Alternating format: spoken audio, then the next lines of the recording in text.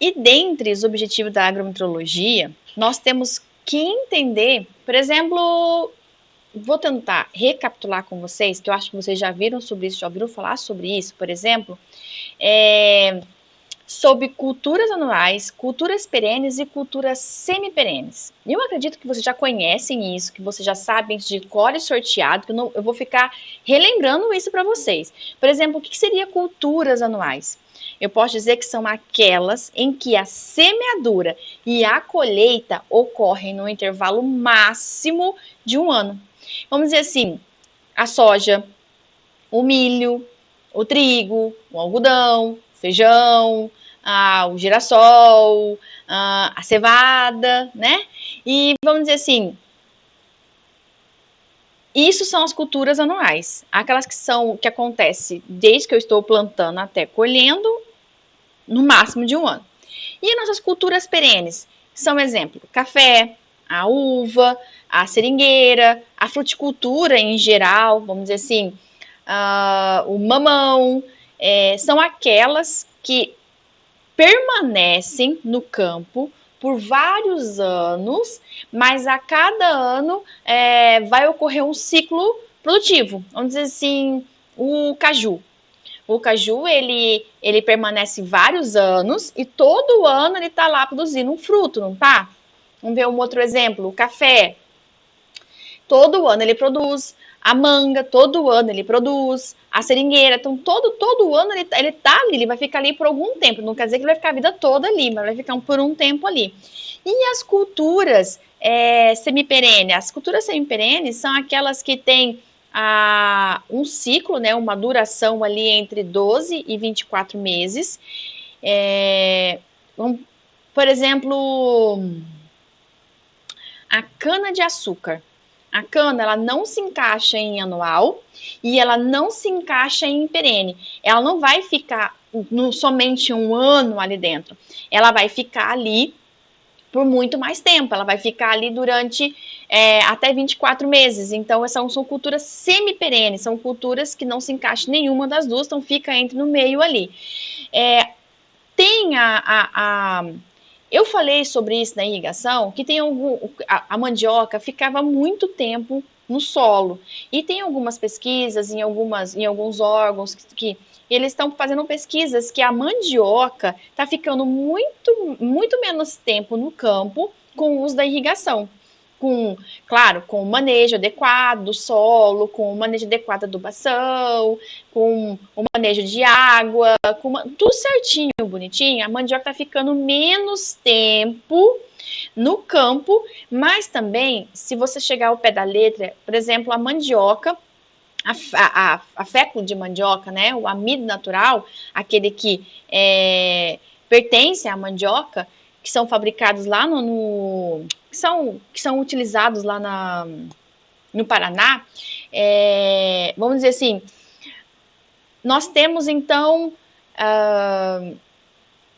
não, pessoal, calma aí, eu acho que eu me equivoquei, vamos dizer assim, que a mandioca, sim, ela fica por muito tempo, mas hoje em dia tem pesquisas que estão fazendo o uso para que elas fiquem menos tempo no campo, isso é verdade. O que eu me equivoquei, que o pessoal que faz a fécula da mandioca, aquele amido tudo certinho, não é no Paraná, né? É lá no Pará, no Pará, o pessoal, é na Bahia, que acho que o maior produtor de mandioca, né, industrializada, tá lá no Pará, e da farinha, da farinha artesanal é lá na Bahia, né? Então, não é Paraná não, gente, foi mal, desculpa aí.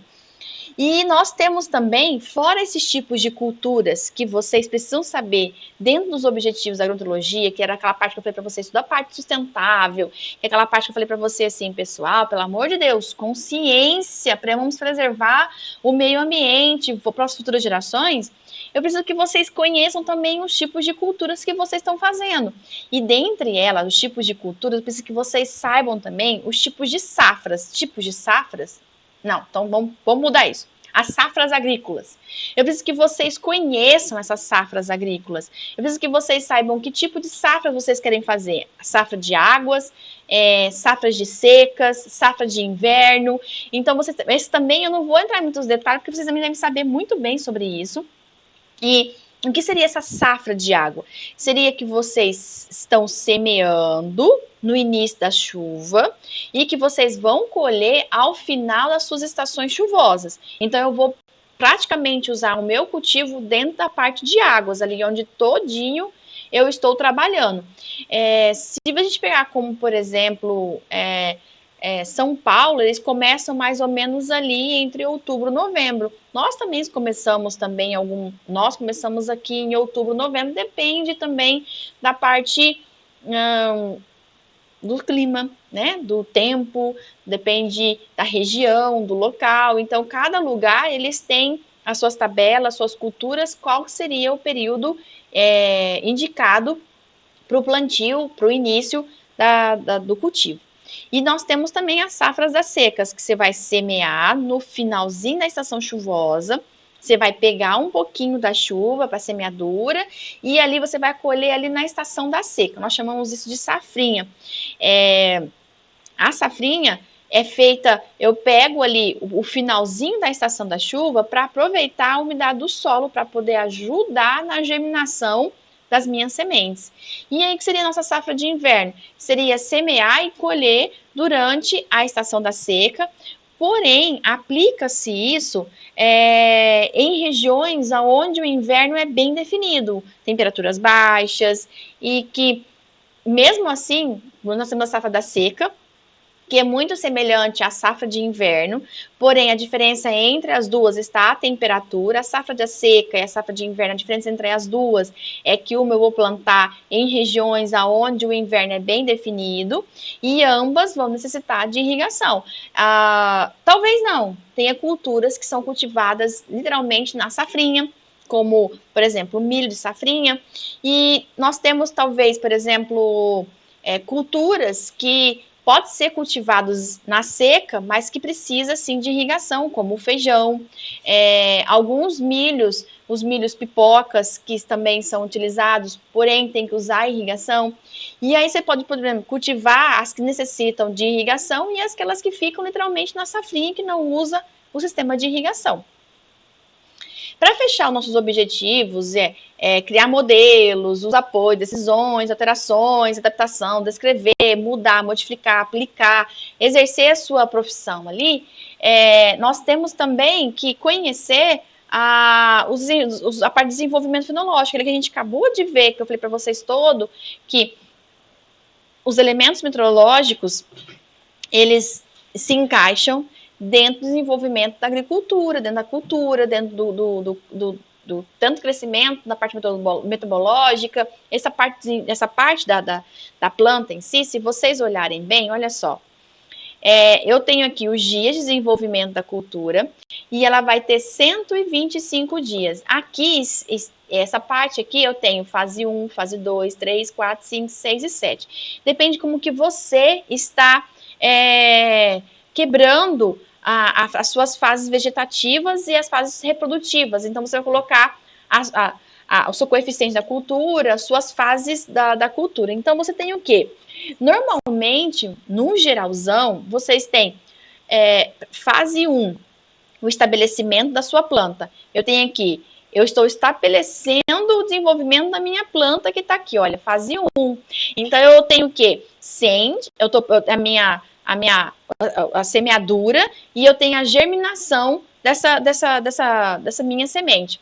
E na fase 3 e 4, olha, eu tenho a parte de crescimento da minha cultura e aqui eu vou ter a parte de florescimento entre 7 e 8. A 8 já estou na parte de senescência, na parte de desenvolvimento de semente, a parte de colheita das minhas sementes. Mas se vocês pararem para analisar, você tem o quê? Todo esse desenvolvimento da sua cultura, essa parte de começo, meio e fim, ela vai ter um estabelecimento, ela vai se desenvolver, ela vai florescer, vai frutificar e ela vai passar para a fase de maturação.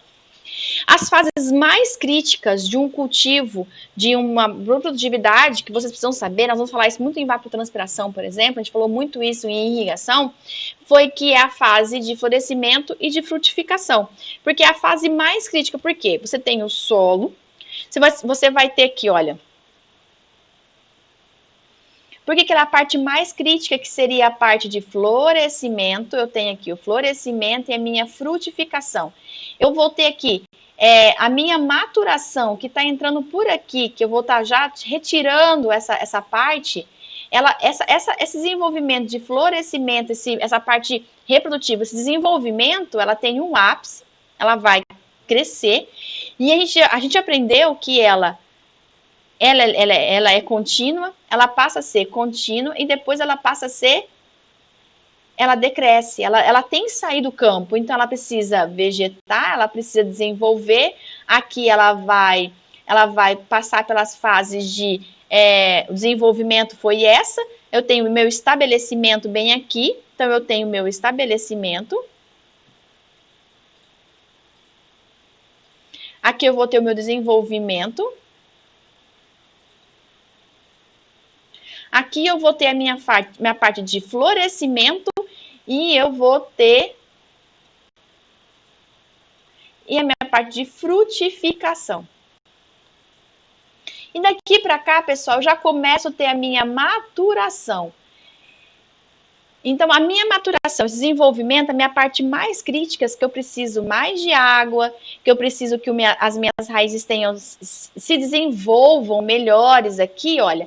Meu solo precisa estar com a minha umidade ideal, eu preciso ter a minha temperatura ideal, eu preciso ter precipitação, a minha umidade relativa, eu preciso aqui do ar, eu preciso que a minha umidade do meu solo esteja adequado, eu preciso que aconteça todo o processo metabológico, porque se eu tenho umidade aqui, meu solo está úmido aqui, eu tenho o meu fluxo, né, o meu desenvolvimento da minha planta, porque vai passar aqui a minha água, vai passar pelo meu sistema, vai ter as minhas folhas, que eu vou ter o quê?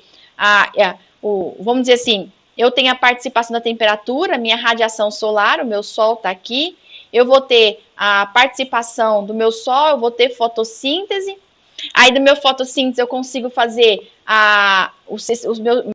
meu sistema radicular faz absorção, tem a abertura dos estômatos, eu tenho todo o metabolismo funcionando, desenvolvimento normal, eu vou ter a liberação de água, eu vou ter a liberação de oxigênio, eu vou ter a captação de CO2, e esse meu fluxo de desenvolvimento da minha planta, que eu tenho o meu solo, minha zona radicular, a minha planta em si, eu saio do meu solo e eu faço com que esse meu H2, mesmo que seja aqui no solo, ele vai fazer a participação aqui do meu solo para a atmosfera. Então, eu preciso conhecer o desenvolvimento da minha cultura. Em questão, eu trouxe o girassol como exemplo, mas vocês podem ter qualquer desenvolvimento. A gente trabalha muito com soja, milho em exemplos práticos nas minhas disciplinas de andrologia e irrigação, mas qualquer cultura aqui seria interessante.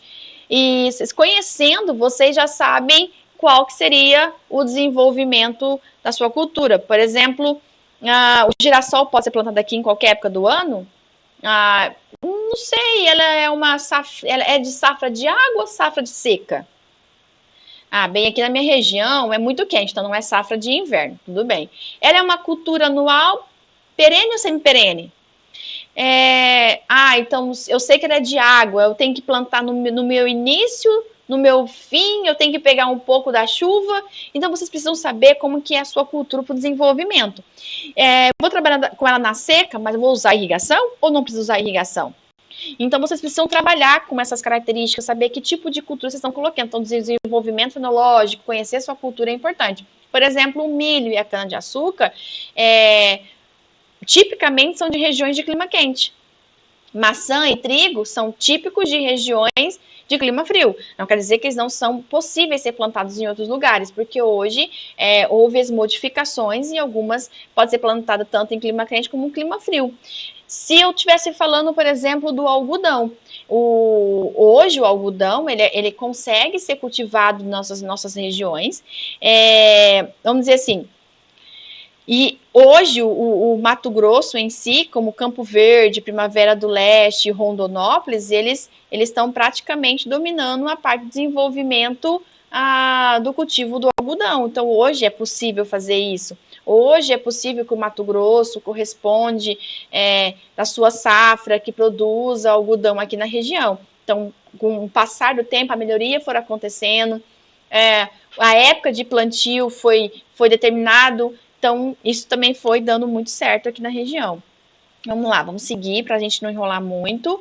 E eu tenho o quê? Eu tenho aqui a agroecologia, como eu já comecei a falar com vocês, que existe ali, eu falei o metabolismo vegetal, o metabolismo vegetativo da cultura, o metabolismo da fisiologia vegetal, eu falei um pouco de fruticultura, eu falei um pouco de grandes culturas, falei de um pouco de agricultura, e eu trouxe para vocês, para exemplificar aqui, se vocês olharem, por exemplo, construções rurais, fisiologia, fitopatologia, eu falei com vocês sobre o clima influencia diretamente a relação entre planta e micro-organismo. Pode favorecer ou não o desenvolvimento de pragas e doenças. Eu falei um pouquinho com vocês. Irrigação, eu falei um pouquinho com vocês sobre isso. A conservação do solo. Pessoal, estou o tempo todo falando sobre sustentabilidade, manejo do solo com vocês. A produção vegetal, eu falei um pouquinho de culturas diferentes, como, por exemplo, algodão, milho. Produção animal, eu acho que eu não dei nenhum exemplo de produção animal para vocês, né? E construções rurais. Então, vamos dizer assim, a disciplina de fisiologia vegetal, vou trouxe só uns exemplos para a gente caminhar, para a gente não alongar tanto. Vai acabar trabalhando literalmente com a fisiologia da planta. É uma disciplina que trata do funcionamento da planta, né, e da fisiologia da planta, e que vai acabar trabalhando com os fenômenos vitais que acontecem na planta.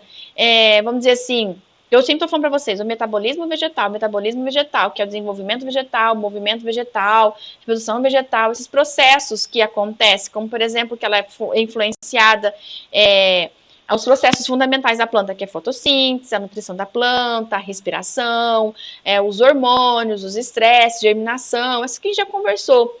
E a disciplina de construção rural, por exemplo, vocês têm o quê? Ela é uma parte da engenharia rural. Dentro da agronomia, vocês têm essa disciplina de construções rurais, e se vocês forem se especializar na parte de engenharia agrícola ou engenharia rural, vocês aprofundam muito mais sobre isso, mas ele é uma parte da engenharia rural e que tem uma grande importância no planejamento das partes das atividades agropecuárias, como, por exemplo, a construção de silos, de galpões, o beneficiamento, as edificações, vamos dizer assim, os galpões que são destinados, por exemplo, ao armazenamento de agrotóxicos, viveiros, estufas, vamos dizer assim, vocês acabam aprendendo qual é a melhor situação um para o outro. Vamos dizer assim, as instalações que são destinadas para a produção animal, que é a parte zootécnica, né? Então, esses fatores são importantes. Então, vamos dizer assim, a parte técnica, né, das construções rurais fica para essas disciplinas e elas são influenciadas pela parte desenvolvimento dessa disciplina, acaba tendo um pouco de agroecologia ali dentro. Igual, por exemplo, tecnologia de aplicação, que vocês acabam também tendo que aprender um pouco também do clima, um pouco da meteorologia ali dentro. Por exemplo, se vocês estão falando, a disciplina de tecnologia de aplicação, ela não vai só resumir a aplicação de produtos, né? Eu só vou ali e vou aprender a pulverização. Então não precisa ter essa disciplina. Mas não, você vai aprender a interação, você vai aprender a interação de vários fatores, como, por exemplo, a agroecologia ali dentro, a cultura, vai aprender sobre pragas, as doenças, plantas invasoras, que tipo de produto vocês vão usar, os equipamentos, o ambiente que vocês estão trabalhando. Vocês sempre vão estar buscando um controle eficiente com um baixo custo, com a menor contaminação possível do meio ambiente. Então, vamos dizer assim, se vocês estiverem aplicando a associação da interdisciplina de condições ambientais naquele momento, vocês vão ter o quê? As condições ideais de desenvolvimento e aplicação daquela atividade agropecuária.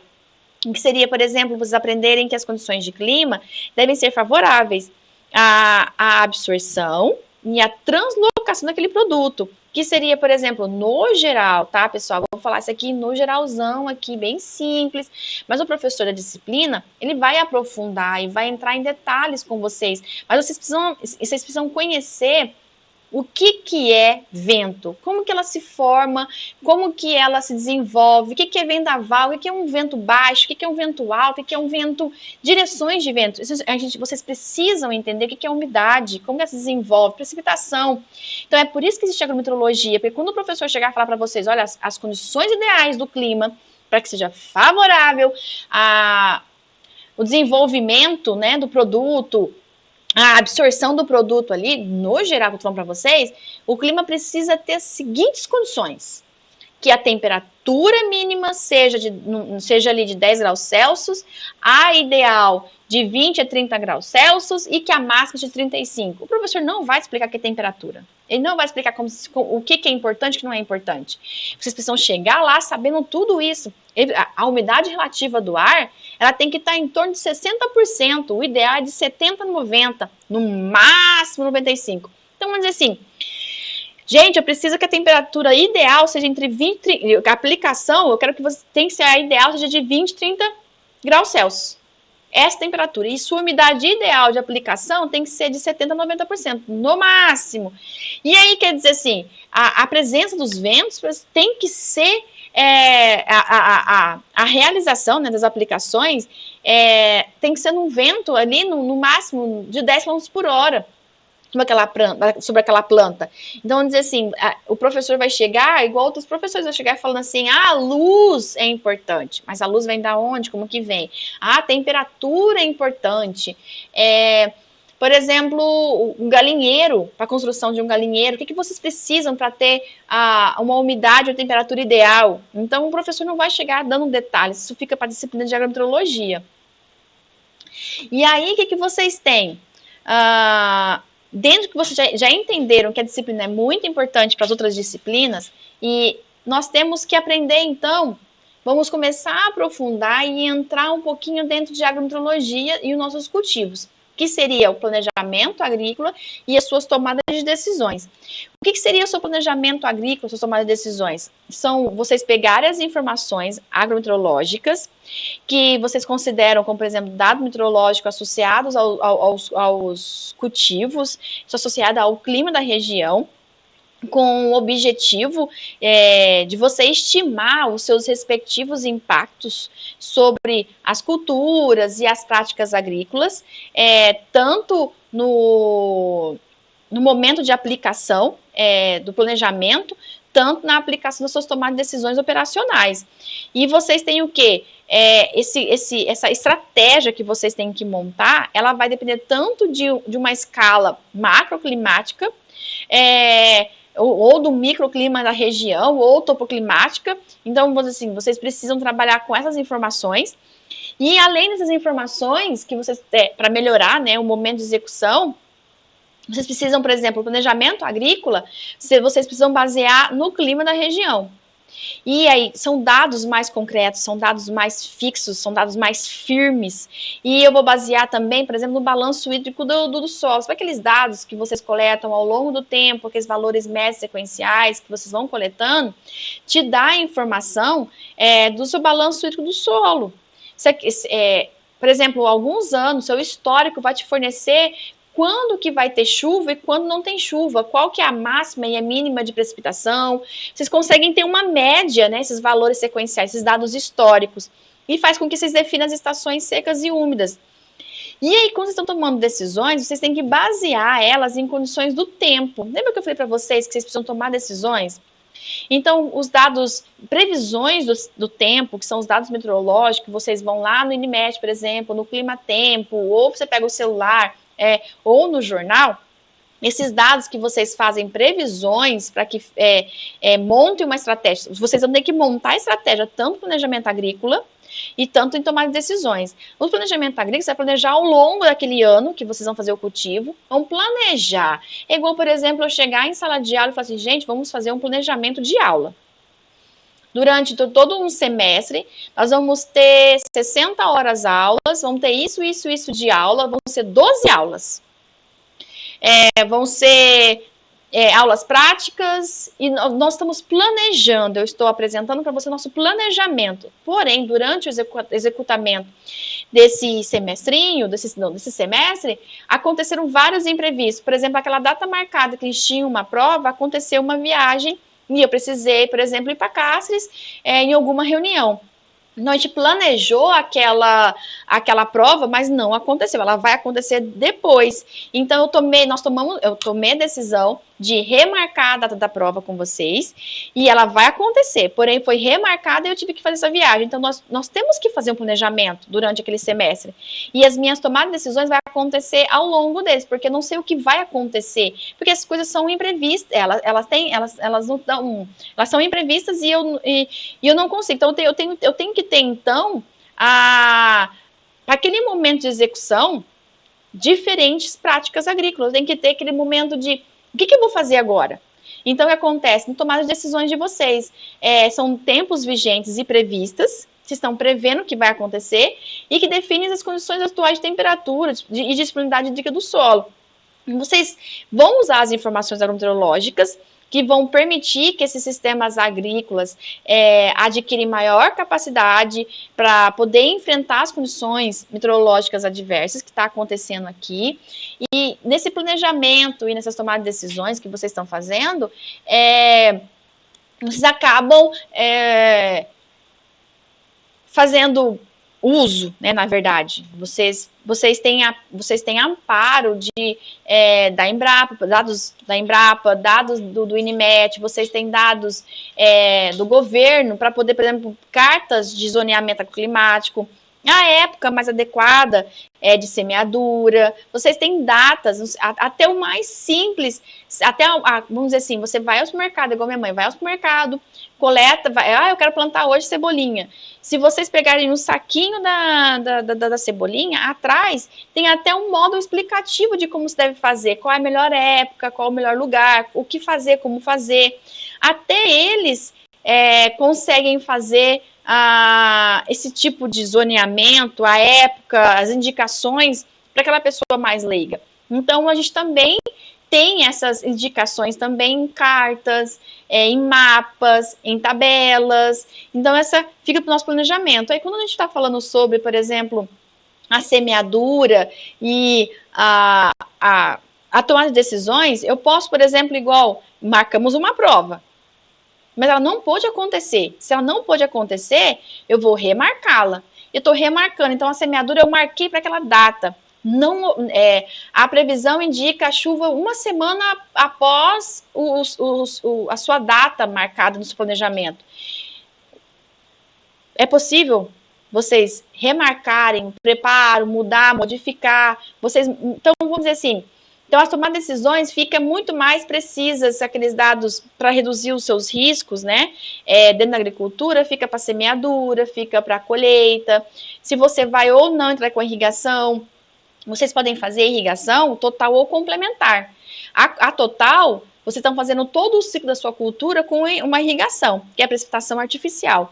Quando eu estou complementando aquela chuva natural. Então, qual que é o momento ideal de fazer minha irrigação? Quando eu vou entrar? Então, é uma tomada de decisão. Controles fitossanitários. Eu posso fazer minhas pulverizações. Está ventando muito, mas eu preciso fazer isso porque está marcado no meu planejamento. Não, hoje não dá, porque o vento não está permitindo fazer isso. Remarca e faz outro dia. Então, essas tomadas de decisões, às vezes, vocês precisam para que vocês minimizem os riscos que estão associados a atividades agrícolas. Vamos dizer assim, essas informações agrometeorológicas, elas caracterizam os seus graus de complexidade.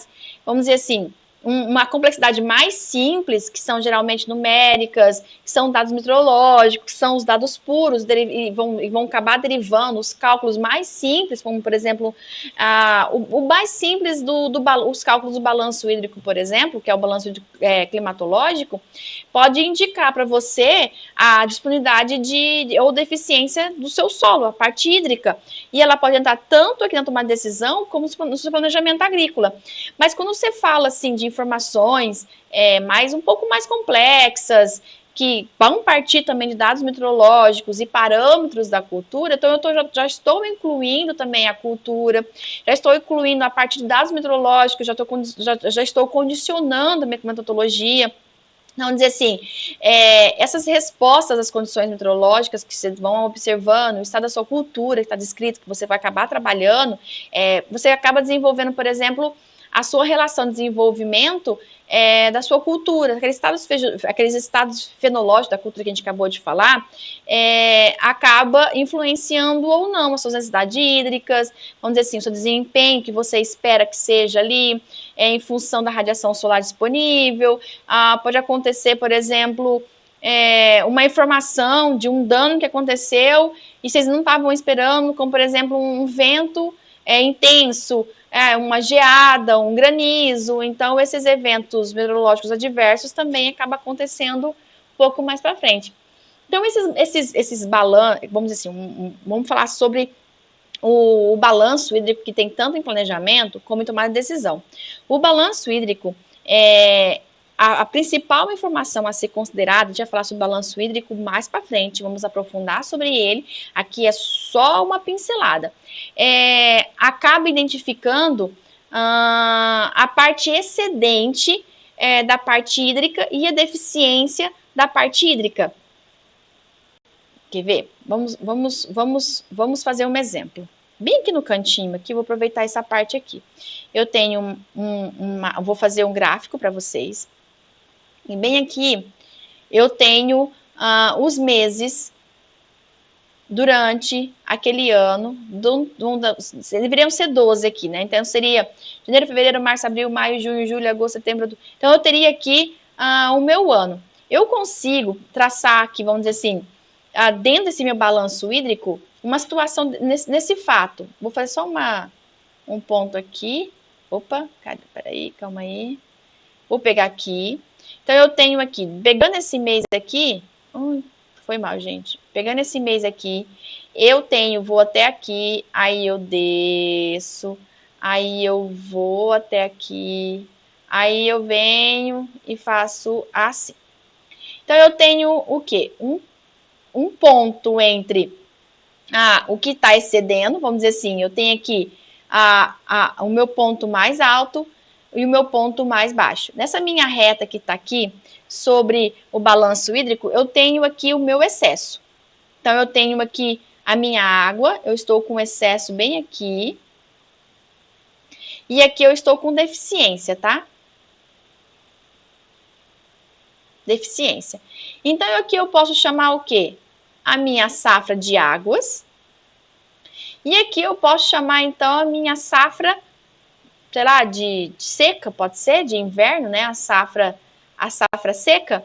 E nesse período de excesso, meu balanço hídrico, eu consigo determinar quais seriam os meus meses que estariam contemplando ainda com água. Até mais ou menos aqui eu consigo ainda ter um movimento, aqui bem menos, aqui já começa a cair, e aqui eu já começo a ter quase nada de água, mas ainda consigo ter um pouco de umidade. Como eu estou ficando mais próximo desses meses que estão aqui, a minha deficiência de água fica muito maior. E vou mudar de cor aqui rapidão. Ó. Então, aqui eu tenho o meu excesso. O máximo de água que eu tenho, água sobrando. Então, aqui a minha precipitação está acontecendo. Aqui eu teria que ter o uso de irrigação, se fosse necessário, né? Aqui meu uso de irrigação. E nesse nome da parte vermelha, bem aqui, eu vou colocar, que eu coloquei vermelho, eu vou colocar de verde. Porque nessa transição que está acontecendo entre esse ponto e descendo até aqui, ainda tem um pouco de umidade, porque eu fiz muito brusco também. E onde está vermelho seria a minha deficiência. O que acontece isso? Essa parte de balanço hídrico que está acontecendo ali, eu consigo, por exemplo, auxiliar o meu dimensionamento dos meus equipamentos de irrigação. E, posteriormente, me ajuda também no meu manejo de irrigação. Por exemplo, nesse balanço hídrico, que eu vou considerar as informações, de excedente e deficiência, e aquele verdinho ali que eu ainda estou em transição entre ainda tem um pouco de água, mas ainda estou perdendo água ali, eu tô fazendo assim, eu posso determinar quais são os meus tipos de cultivo, quais tipos de safra, se eu vou fazer em sequeiro ou irrigado, como que eu vou conduzir isso, qual que são as minhas necessidades hídricas da minha cultura, eu vou fazer safrinha, eu não vou fazer safrinha, eu vou fazer na preda seca, como que eu vou fazer, como que eu vou trabalhar? Então, esses trabalhos dentro desse balanço hídrico também, vocês conseguem também trabalhar com, por exemplo, as necessidades que a cultura precisa naquele dado momento, como o coeficiente da cultura, eu vou conseguir falar sobre, por exemplo, evapotranspiração com vocês, vamos dizer assim, dentro dessa parte, que eu falei sobre irrigação, eu consigo trabalhar com vocês sobre cálculos, como, por exemplo, lâmina que vai ser irrigada, quando tem que aplicar, o turno de rega, qual vai ser o número médio de irrigações, essas informações me auxiliam, né? Que eu falei para vocês, um manejo. Por exemplo, se vocês forem fazer um dimensionamento de um pivô central, em média, mais ou menos, vocês vão gastar mais ou menos em média, 1 metro cúbico de água, vamos dizer que, vamos fazer umas continhas assim, se fosse, vocês gastam mais ou menos 3 centavos para cada 1 metro cúbico de água, fosse equivalente. Então, se vocês tivessem, por exemplo, um pivô central de 70 hectares, mais ou menos assim, se vocês fossem gastar 3 centavos entre aqueles hectares, vamos dizer assim, se fizerem alguns cálculos para poder fazer, vocês podem, por exemplo, só um cálculo em média, talvez possa ter um cálculo desfasado, mas uns 70 hectares de pivô central, por exemplo, vocês vão gastar mais ou menos 160 mil reais ali só para fazer a implantação desse sistema. E vocês não podem fazer o dimensionamento desse projeto sem ter um amparo. Então, por isso que a agrotecnologia dentro da irrigação, desde o dimensionamento até o manejo de solo, a agrotecnologia faz parte do meu desenvolvimento, da disciplina. Por quê? Se eu vou projetar, eu só vou entregar um projeto, eu preciso basear em alguma coisa, que seria no seu balanço hídrico, que seria na sua cultura, que seria alguma coisa aí em questão.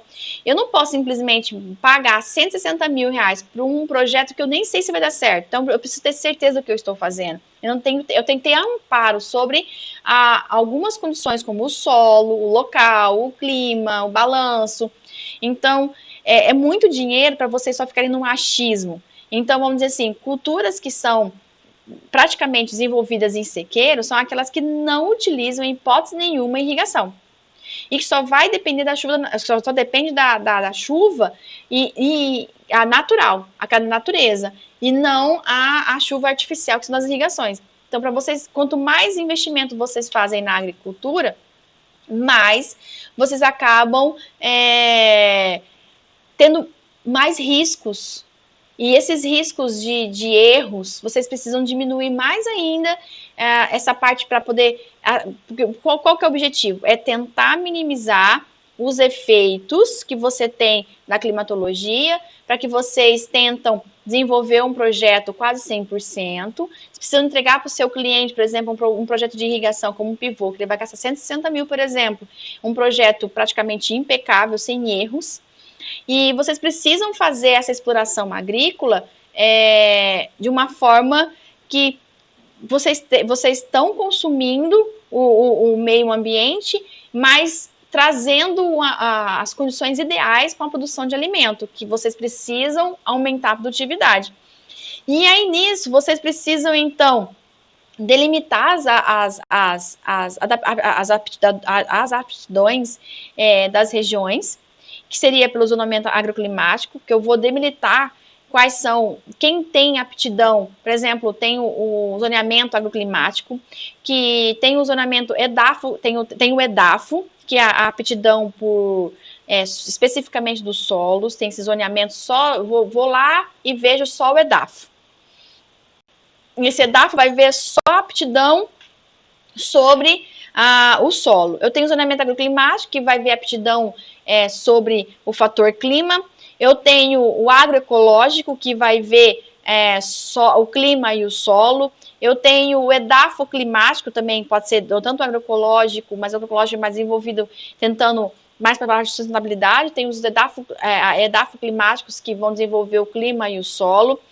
Eu tenho uma parte de zoneamento agrícola, que é aquele que vai levar tanto em consideração o solo, o clima, mas também a parte socioeconômica, e que uma boa maioria utiliza mais o zoneamento agrícola. E como vocês vão trabalhar desde a semeadura até a colheita, os tratos culturais que vocês estão fazendo fica para tomar decisão.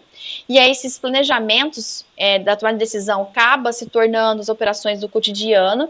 E nisso vocês acabam tentando trazer, né, pelo menos uma harmonia entre as condições que vocês têm dentro da sua fazenda, que seria tentar as previsões, as atividades que estão gerando ali dentro, reduzir os impactos agroambientais.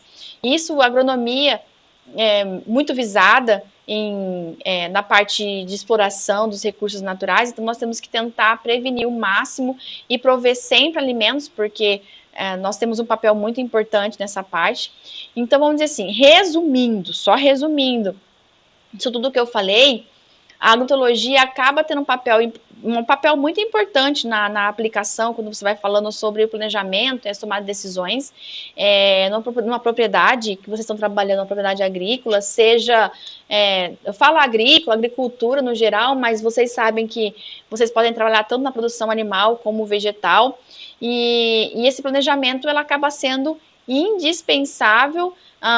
Em 2 sites que eu quero mostrar para vocês. Isso eu estou disponibilizando também para vocês aqui na nossa aula. Eu vou mandar esse material para vocês, para que vocês tenham acesso aos links. Eu mando também, coloco na parte de baixo dos comentários, também não tem problema. Onde eu vou entrar? Eu vou entrar em 2 situações. Um na parte do mapa, que é na agricultura, e o outro eu vou entrar no Gov. Eu já baixei o link aqui para vocês, para que fique mais fácil.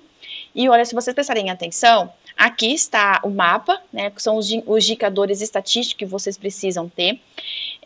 Vou aumentar aqui só para vocês darem uma olhadinha, olha só. O Ministério da Agricultura, Pecuária e Abastecimento, tá vendo? Olha só, tá bem aqui em cima. Isso aqui vocês conseguem encontrar indicativos do que vocês precisam procurar. Por exemplo, eu quero saber qual que é a qualidade vegetal que está tendo por aí. Mas onde eu quero levar vocês é para essa parte aqui, olha só. Existe o zoneamento agrícola de risco, o nosso ZARC. Quando vocês clicam aqui nessa parte do ZARC, vocês vão entrar em outra, vão ser redirecionados para essa parte, e aí vai estar aqui, ó, ZARC. Essa palavra ZARC é o que eu estava falando para vocês sobre o zoneamento agrícola, aquele que leva em consideração o clima, o solo e as condições socioeconômicas. É aquela que também, quando eu coloco assim, zoneamento agrícola de risco, vira o ZARC. E aí, esse ZARC é que leva em consideração algumas regiões. Se você fez algum seguro, alguma coisa assim, e o banco, ele vai levar em consideração esse ZARC para que vocês tenham. Cada região, por exemplo, tem empresas que fazem um mapa, tem gente que faz tabelas, tem gente que faz estatísticas, mas também no Ministério da Agricultura você consegue encontrar, olha só, se vocês tiverem interesse um dia de entrar, para ficar mais fácil para vocês têm o quê? A safra que vocês precisam, vocês têm a cultura que vocês precisam procurar. Vamos supor que vocês queiram açaí, ou que vocês estão lá procurando o arroz irrigado, você está descendo, tá, eu não quero arroz não, eu quero a parte do feijão. Feijão também tem limão, laranja, aqui tem o feijão, olha, feijão primeira safra, segunda safra, terceira safra, feijão calpi. Então vocês conseguem colocar qualquer cultura aqui e ir para a região que vocês precisam. Vamos, olha só, vou descer aqui. Aqui, vocês podem colocar, por exemplo, para qual estado que vocês querem, né? Que vocês querem para o Mato Grosso do Sul, para São Paulo, então aqui vocês conseguem detalhar. E aqui vocês conseguem trabalhar com os grupos e os tipos de solo e os municípios também, dependendo do município, se você quer funilar a sua pesquisa, você consegue então trabalhar também aqui nos municípios também. E ele vai te dar uma tabela onde você consegue procurar e tentar a cultura que você deseja. A outra que eu quero mostrar para vocês é essa daqui, que vocês também vão estar na parte do Ministério da Agricultura, que é do governo. E quando vocês colocam bem aqui, ó, tá vendo, no site de busca, vocês colocam assim, safra vigente Se vocês colocarem safra vigente, vai aparecer de todos os lugares e eu quero com safra vigente de Mato Grosso, por exemplo. E eu vou clicar para fazer a pesquisa. Pensando. E aí, quando ele termina de pensar, ele vai encontrar alguns resultados para vocês. E aí, se vocês olharem, por exemplo, notícias, são poucas coisas que vocês vão ter. Vocês precisam clicar em todos depois. Clicando em todos, vocês vão encontrar tanto notícia como mídia, qualquer coisa vocês vão encontrar referente ao que você está procurando, entre safra, entre culturas, Mato Grosso, já controlou safra vigente, além de ser só Mato Grosso, ele controlou também Mato Grosso do Sul. Então, olha, se vocês clicam na safra de Mato Grosso ou de Mato Grosso do Sul, tanto faz, o que vocês decidirem, esperar um pouquinho que está pensando, vocês vão conseguir encontrar também a parte das culturas que estão vigentes para nosso estado, por exemplo, o algodão, o amendoim, o arroz, banana, café, o coco, o feijão. Então, vocês conseguem, por exemplo, gergelim para o estado de Mato Grosso. Se vocês clicarem nesse daqui, vocês conseguem olhar o zonamento agrícola para o gergelim no Mato Grosso. Então, existe portarias e existe mecanismo para que vocês não saiam fazendo... calma aí. É que outro foi baixar.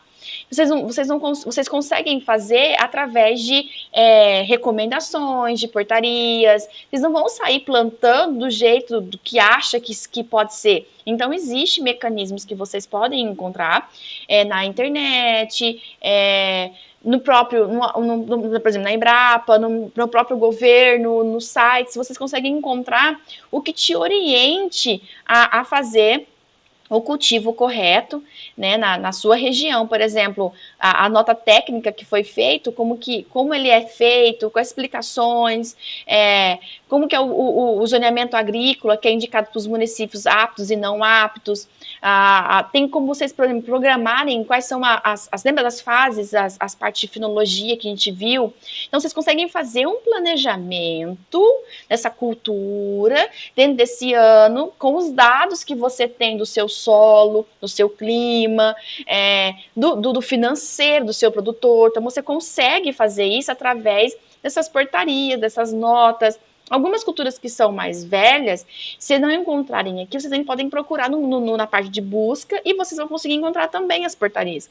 E eles explicam os períodos, as datas, os meses de semeadura, as cultivares indicadas, olha, os períodos de semeadura para o cultivo do grupo 1. Então, ele está indicando o período que vocês vão iniciar a semeadura. Então, vocês conseguem achar nesses sites, né, esses aqui são só 2 exemplos, tá? Não necessariamente precisa ser feito por esses, mas vocês podem usar outros mecanismos para poder fazer a safra vigente, como que de que jeito usar aqui para essa situação. E aí vocês conseguem fazer o quê? Trabalhar conforme a sua região, onde é indicado, onde não é indicado, quem está apto, quem não está apto. E aqui, olha só, nessa parte dos artigos, vocês conseguem, por exemplo, encontrar, olha só, as atribuições que são feitas, as portarias, para que vocês consigam trabalhar com, por exemplo, todos que foram aprovados, por exemplo, para o zoneamento do ZARC para gergelim no estado do Paraíba. Então, você consegue também achar para outros lugares. Olha, também tem para Bahia, tem para Lagoas. Então, você vai encontrar todos aqui também. Esse site é muito bacana para quem está querendo estudar, se aprofundar em outras culturas que queiram trabalhar em relação ao que a gente está conversando. E aí, claro que eu coloquei para vocês, né? Eu coloquei aqui para vocês o passo a passo que eu fiz. Eu fui, cliquei nos indicadores, que era naquele do mapa, que é esse de cima aqui, que esse aqui é o do mapa.